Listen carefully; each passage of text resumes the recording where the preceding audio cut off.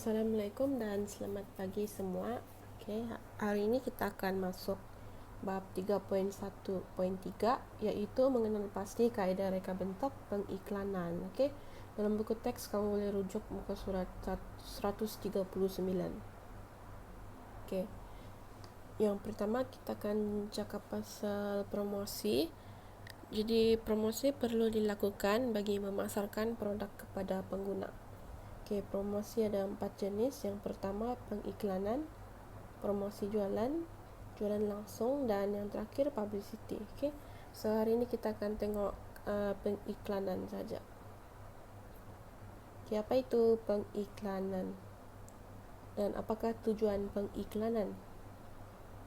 Okay, so pengiklanan adalah sebarang bentuk persembahan atau komunikasi berbayar bersifat tidak pribadi dan ditujukan kepada golongan sasaran. Okay? Dan apakah pula tujuan pengiklanan? Tujuannya untuk mempromosikan, memperkenalkan, meningkatkan atau melaraskan jualan sesuatu produk, perkhidmatan atau idea penaja. Okay. Seterusnya kita akan tengok kepada 3 aspek dalam reka bentuk pengiklanan. Yang pertama kaedah reka bentuk pengiklanan, media pengiklanan, dan yang terakhir faktor pemilihan media pengiklanan. Okey. Yang pertama kaedah kita akan cakap dulu pasal apa itu kaedah reka bentuk pengiklanan. Okey. Yang pertama sekali, reka bentuk pengiklanan adalah karya dalam bentuk audio dan visual yang dicipta serta disusun untuk digunakan dalam iklan dengan tujuan untuk memasarkan produk. Okey. So ini apa-apalah karya yang dalam bentuk audio dan visual yang telah dibuat untuk digunakan dalam iklan untuk memasarkan suatu produk. Seterusnya, apakah itu kaedah reka bentuk pengiklanan? Itu adalah cara maklumat tentang sesuatu produk disampaikan oleh pengeluar kepada pengguna. Maksudnya jenis cara-cara pengiklanan yang pengeluar gunakan. Okey, mari kita tengok kaedah reka bentuk pengiklanan. Ada berapa jenis ni? Yang pertama, matlamat produk, kedua penyampaian fakta, ketiga demonstrasi, keempat perbandingan, 5 kiasan atau ibarat, 6 kenyataan merangsang, dan yang terakhir gambar pegun. Okey. Kita tengok yang pertama, maklumat produk. Okey. Menggunakan maklumat produk yang terperinci dan lengkap untuk memperkenalkan produk kepada pengguna. Okay, ini digunakan untuk memperkenalkan ciri-ciri atau keistimewaan produk yang dapat memenuhi keperluan dan kehendak pengguna. Okay. So selalunya yang begini ni iklan yang selalu digunakan adalah termasuk iklan ubat-ubatan kan, selalunya untuk memberi maklumat yang terperinci dan lengkap. Contohnya sini, membekalkan tenaga, mengawal selera, dan bantu kurangkan risiko diabetes. Okay. Yang ini pula dia bagi tahu ada vitamin A, vitamin B, semua ni lah. Okay. Dan ini iklan iPhone yang terbaru ni dia bagi tahu dia memperkenalkan ciri-ciri dan keistimewaan produk baru yang akan dilancarkan. Okay, macam ni.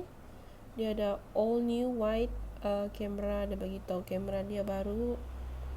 Ni contoh ni pula water resistant, dia boleh tahan air. Okey. Okey, yang kedua penyampaian fakta. Okey. Menyampaikan fakta secara tepat mengenai produk kepada pengguna.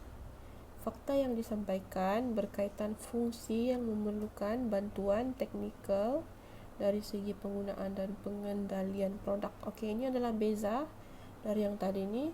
Yang ini dia bagi tahu pasal fungsi produk yang memerlukan bantuan teknikal dari segi penggunaan dan pengendalian produk. Okay. Contohnya, soalnya ini iklan seperti iklan elektronik lah. Okay.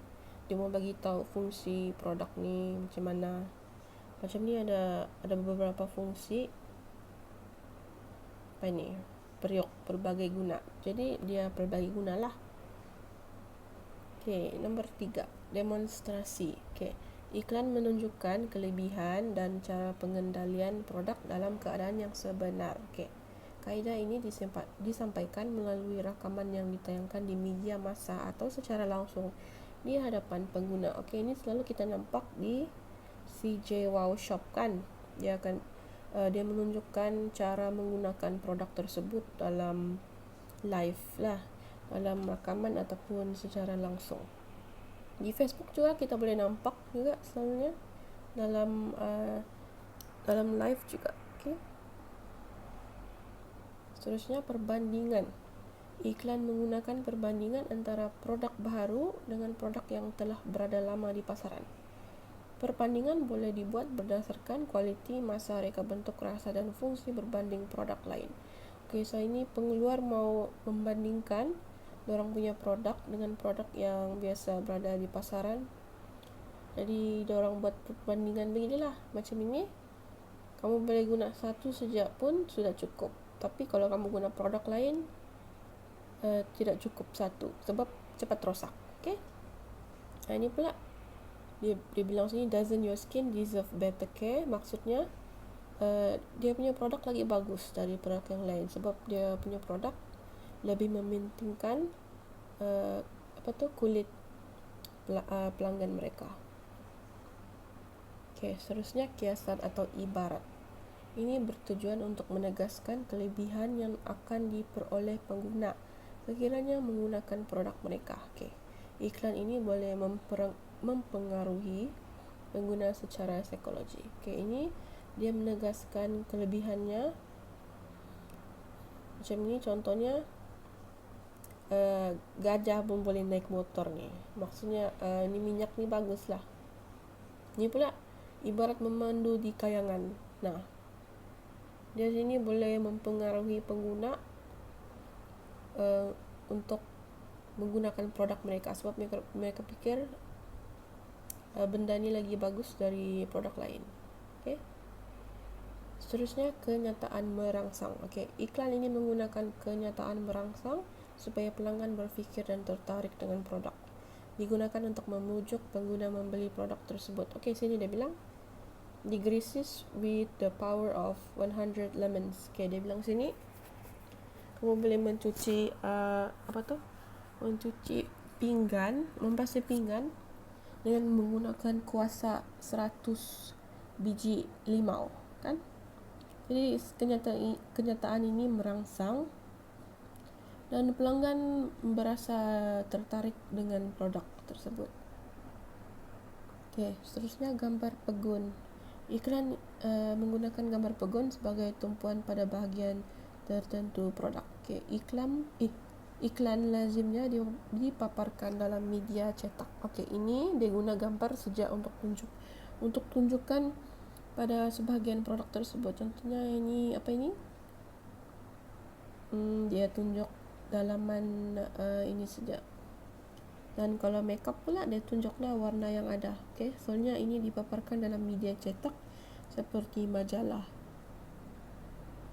Seterusnya kita pergi tengok media pengiklanan. Sini ada 3 jenis media pengiklanan. Yang pertama, media cetak, media elektronik dan media sosial. Kita tengok yang pertama, media cetak. Ini sering menjadi pilihan pengeluar. Dia sesuai untuk pelbagai jenis produk dan pelbagai peringkat umur.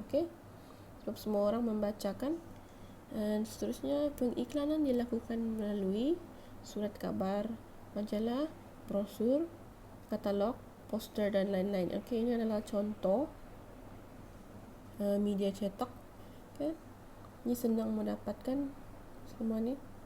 Jadi dia adalah sering menjadi pilihan pengeluar. Seterusnya kita ada media elektronik. Salah satu pengiklanan yang mendapat sambutan dalam kalangan pengeluar. Ini adalah cara yang paling menarik dan berkesan bagi mempromosikan barang atau perkhidmatan. Media elektronik menggunakan lakonan, gambar, perkataan, suara dan muzik untuk menjadikan iklan tersebut lebih menarik. Okay? Dan iklan disampaikan melalui TV, radio dan papan digital. Okay? So kalau kamu tengok ni masa kamu jalan-jalan, kamu pun tertarik kan sebab dia menggunakan gambar, suara dan juga muzik.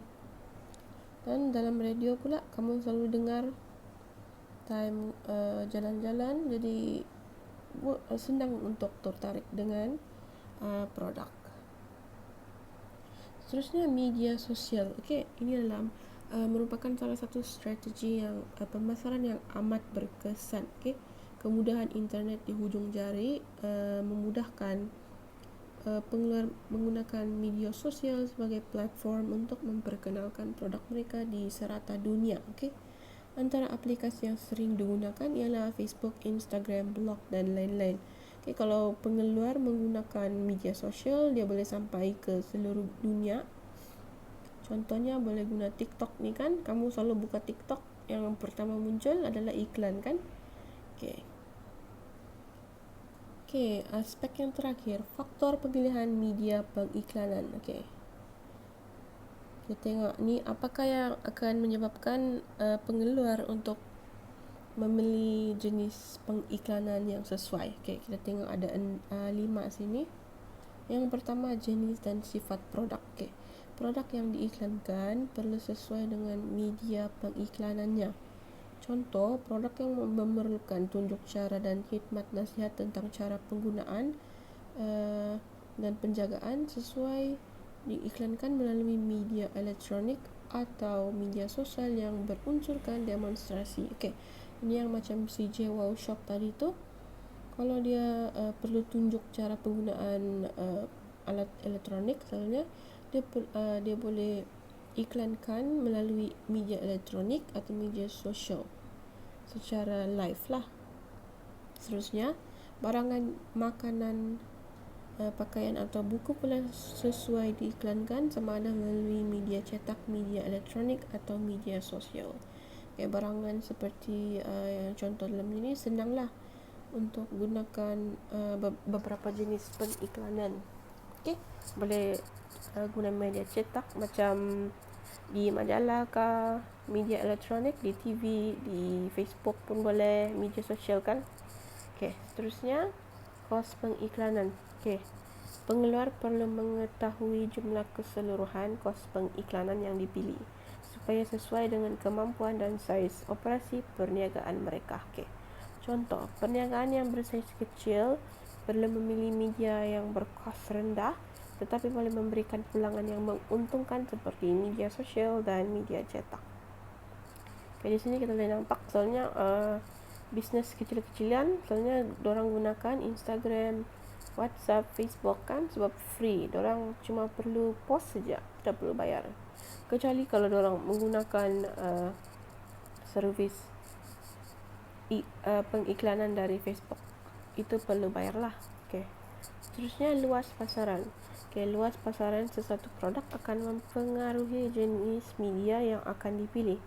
Jika produk dipasarkan ke seluruh negara, maka penggunaan media pengiklanan yang mempunyai liputan meluas seperti radio, televisyen, papan digital dan media sosial adalah paling tepat. Okey. So kalau dia mau luaskan dia punya pengiklanan ke seluruh negara, soalnya dia akan gunakan radio lah. Radio kan boleh sampai dan juga televisyen.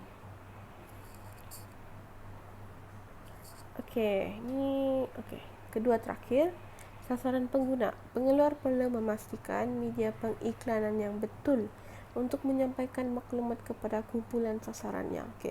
Contohnya kalau makeup kan, dia sesuai diiklankan di mana? Di media sosial dan juga media cetak seperti majalah wanita. Manakala barangan yang berkaitan dengan sukan pula, takkanlah kita meletak di majalah wanita kan? Tapi boleh jugalah. Tapi ikut juga majalah.